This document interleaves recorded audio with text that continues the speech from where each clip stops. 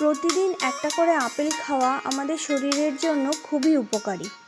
আমাদের শরীরের অনেক রোগকে সারিয়ে দেয়।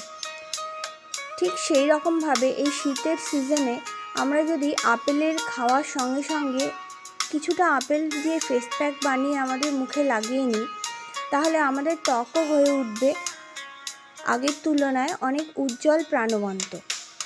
এই ফেস প্যাকটি বানাতে হলে আমাদের লাগবে কিছুটা আপেল। আমি এখানে একটি আপেলকে টুকরো করে নিয়েছি এবং আপেলের ভেতরের অংশের সঙ্গে খোসার মধ্যেও থাকে প্রচুর গুণাগুণ। ওর জন্য আমি আপেলের খোসাকে ছাড়াইনি, ভালো করে মিক্সার গ্রাইন্ডারে পেস্ট করে নিয়েছি।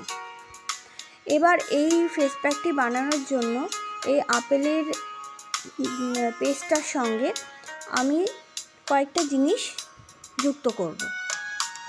এর মধ্যে প্রথমটি হচ্ছে বেসন এবং 1 চামচ মধু নিয়েছি এবং সবশেষে নিয়েছি 1 চামচ দুধ। এই সমস্ত উপকরণগুলো একসাথে ভালো করে মিশিয়ে নিয়েছি। মিশিয়ে নিলেই আমাদের ফেস প্যাক তৈরি হয়ে গেল।